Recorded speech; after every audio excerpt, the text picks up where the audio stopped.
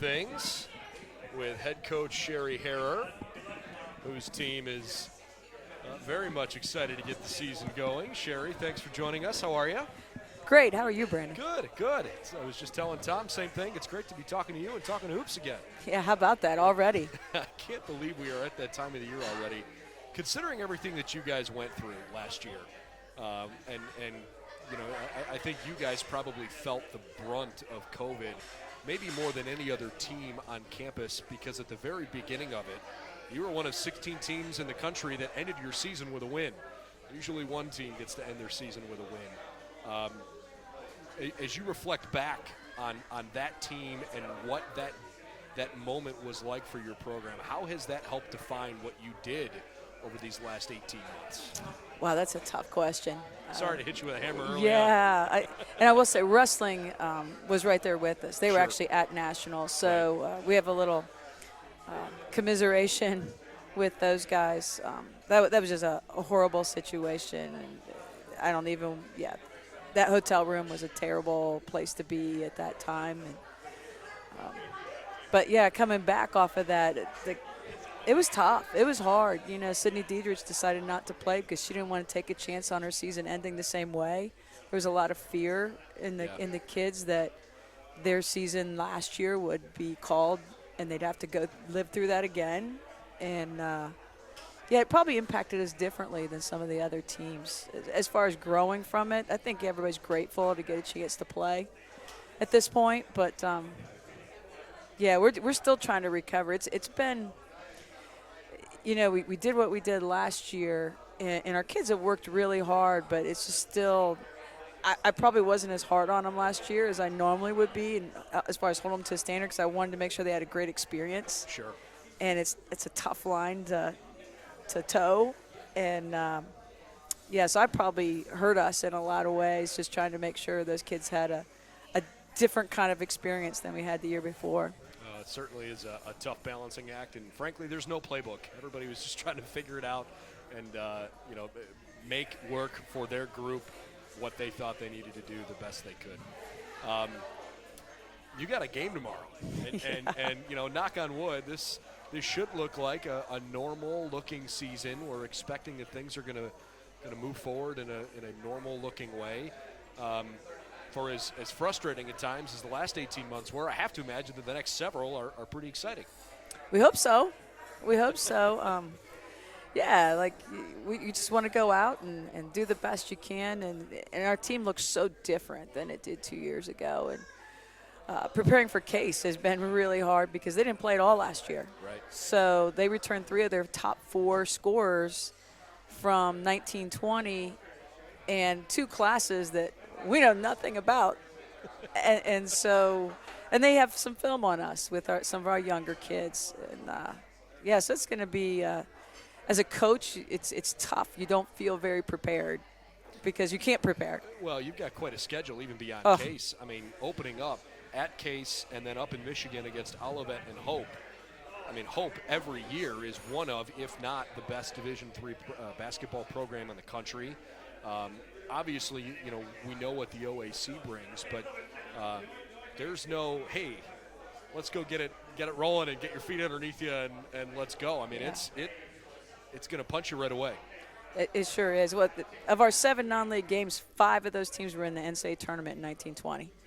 So there's no easy. And then the league has gotten better. And when I scheduled it, I thought people were graduating.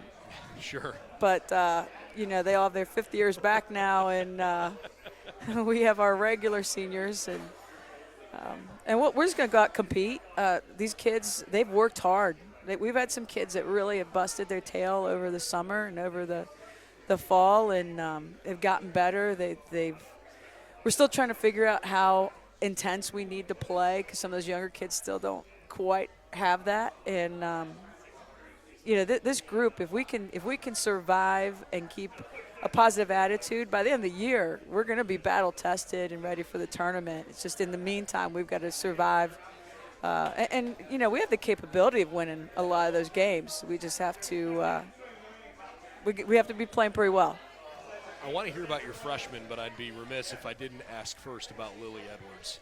because this is a really special young lady, obviously on the court but off the court.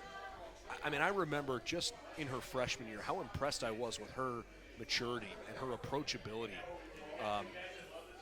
You've got a lot of really good kids on your team, but she's special. And I'm curious what you've come to appreciate most about her. Yeah, Lily has a great perspective on things. She wanted, as a freshman, became a student ambassador for the college. She crossed one thing off her bucket list this fall, that she was stinger for football games. That was on her bucket list. She's a kid. She almost didn't play in college because she wanted to be able to experience lots of things besides basketball. And luckily at BW, she's been able to experience almost everything else she's wanted to do and really excel at basketball at the same time. Oh, that's really cool. How about the leadership on this team, even beyond what Lily's done for you? I mean, you had 2 years ago, an extremely senior-heavy group. Knowing that you needed to reload, because that's just college basketball, right? Attrition is part of the deal. How do you feel about the leadership of this team as you prepare for the season? Yeah, we're still developing that. Lily's obviously a very strong voice, but we have some other kids, Sydney Snyder and Megan Scheibelhut, Megan Hensel, and even Emily Lyon and Berea.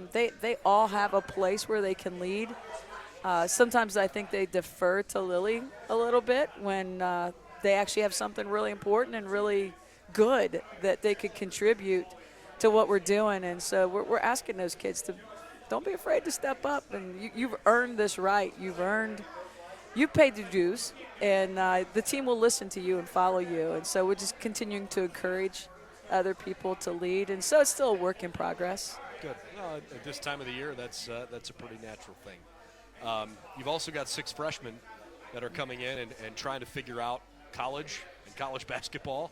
But I have to imagine the recruiting process to get them acclimated and interested and sell them on BW had to be a challenge, considering all that was sort of put on your plate over this last year. What does it tell you about the 6 young ladies that are committed to playing college basketball here? What does it tell you about their commitment level, knowing that they chose to be a Baldwin-Wallace student athlete, considering all the circumstances around their recruitment? They're a special group. This group, and I know some of them are probably a little frustrated right now because we're in a little bit of a numbers crunch, and they still haven't quite figured it out, but they will. And we have some really talented kids.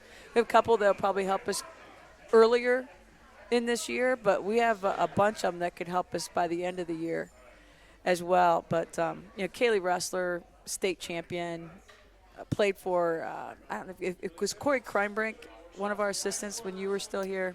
I don't It's probably think so. before I you. think it was just before. Corey actually was one of our coaches. He was one of our part-time guys. Very cool. And that was her high school coach. And they won a state championship and felt the same pain we did in her junior year. They were undefeated and getting ready to play in the state semifinal when the season got canceled. So, and then Alec Johnson played on a state championship team in Pennsylvania. So we have some kids that know what it takes to win. A bunch of them.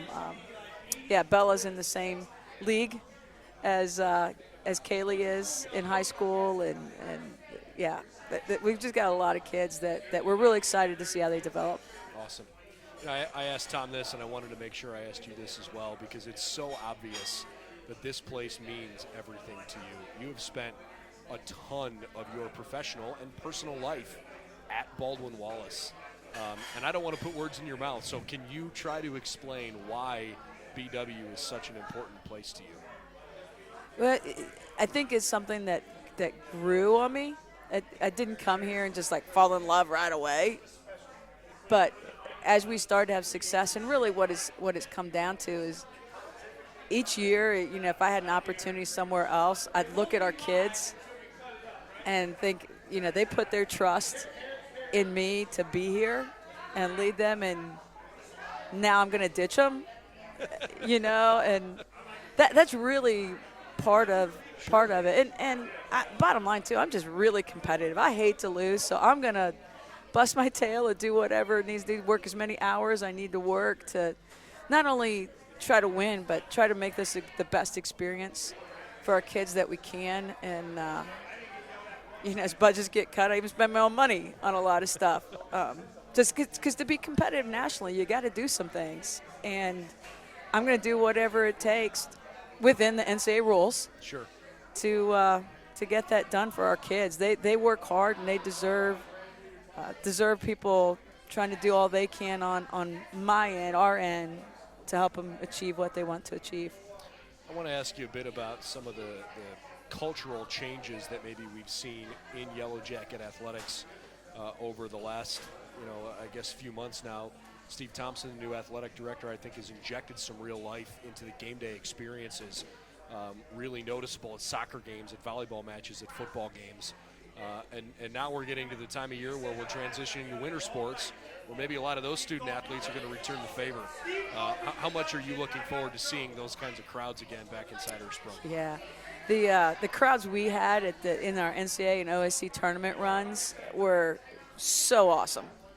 And our kids appreciated that support so much. And I don't know if you remember at the end of the OAC tournament, we have our picture being taken, and we invited all those guys to come join us. And it was just like, I think Casey Hughes said it right. It was like a party on our floor, And but that's how much it means to our kids to have that kind of support. And it does make a difference. It is a home court advantage when you have people like that there and being loud, being rowdy, and hopefully having a great time themselves.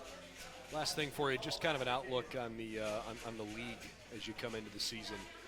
And the OAC has some really, really good teams. And I know there's been a couple of teams that are still trying to build at the bottom of the league. But I guess as I think back on where this league was 10 years ago to where it is now, it feels like top to bottom, it's probably more competitive than it's ever been. And I realize some teams are retooling more than others, but I'm expecting this to be a good league again this year. What say you? No doubt about it. And you're spot on. From top to bottom, it's never been stronger because the bottoms are way better than they used to be and won't be at the bottom anymore. Somebody else is probably going to replace them. And then even at the top, I mean, really, like you look at the last time we were in the NCAA tournament, we just hammered Haverford. And they were a two-team league. Yeah. And we couldn't get anybody in. And Haverford was the top team in the league. And we beat them by, 30? Yeah. And their second-place team gets in over our second-place team. It's just – and I know it's all math. Sure.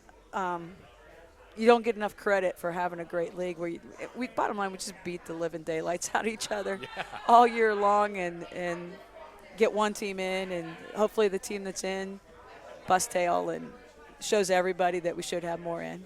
Yeah, well, I'm looking forward to seeing how the league unfolds. I can't wait to see the growth of this team this year, and it's obviously it's here, right? I mean, tomorrow's a big day for those who are in the Cleveland area who want to support the Jackets. Tomorrow night's a road game, but depending on where you live, it could be even closer to home if you're living out on the east side. Who knows? So hope to see fans back in Earthsprung real soon, and looking forward to the season starting. Good luck as you get rolling. Thanks so much. All right, Sherry Hara, our head coach for our women's basketball team here at BW. Appreciate your time very much. All right, so that wraps up our guests for the night, but want to plug at least the last couple